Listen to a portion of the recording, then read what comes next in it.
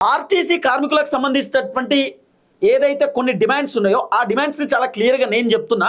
వాళ్ళ డిమాండ్స్ ఒకటి, పిఆర్సీకి సంబంధించి పెండింగ్లో ఉన్నటువంటి వేతన సంబంధించినటువంటి అంశాన్ని మాకు రావాలి, మాకు పిఆర్సీలు కావాలి, పిఆర్సీలు రాలేదు, మా పిఆర్సీలు మాకు ఇవ్వండి అనేది ఒక అంశం.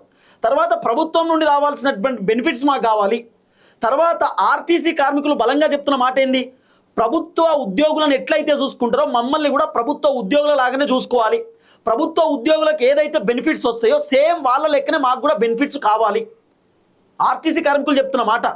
తర్వాత ఇంకో మాట ఏం చెప్తున్నారు, ఒకవేళ విధుల్లోనే మా ప్రాణాలు పోతే, విధుల్లో మాకేమన్నా అయితే మా కుటుంబ సభ్యులకు ఏదో ఒక ఉద్యోగం కలిగించాలి. ఒకవేళ ఇప్పుడు నేనున్నా, నాకేమన్నా అయిందనుకునే ఆర్టీసీ డ్రైవర్ కండక్టర్ అనుకో, మా ఇంట్లో మా తమ్ముడు అడ్డున్నాడు అనుకో, వానికి ఏదో ఒక జాబ్ ఇవ్వాలి, అట్లుంటుంది అన్నట్టు కథ. ఇది కూడా మీరు యాక్సెప్ట్ చేయాలని చెప్పి ఆర్టీసీకి సంబంధించిన సంఘాలు వాళ్ళు చెప్పినారట.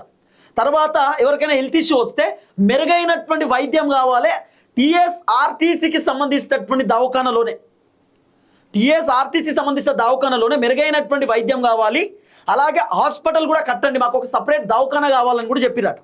ఇప్పుడు ఉన్న దవాఖానలు కాకుండా ఇంకేమైనా సపరేట్ దవాఖాన కూడా కట్టండి, ఇంకా మెరుగైనటువంటి మాకు వైద్యం కావాలి, మంచి డాక్టర్లు కావాలి, మాకు ఏ ఇబ్బంది లేకుండా కావాలని చెప్పినారట. తర్వాత ఆర్టీసీ వ్యవస్థలోనే చాలా పోస్టులు ఖాళీగా ఉన్నాయి, డ్రైవర్ కండక్టర్ పోస్టులు ఖాళీగా ఉన్నాయి, ఈ పోస్టులను భర్తీ చేయాలని కూడా చెప్పిరట.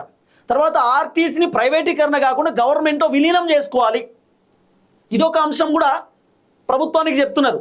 ఇంకోటి ఏంటంటే ఆర్టీసీ డ్రైవర్లు కండక్టర్లకు పని భారం ఎక్కువైతున్నది.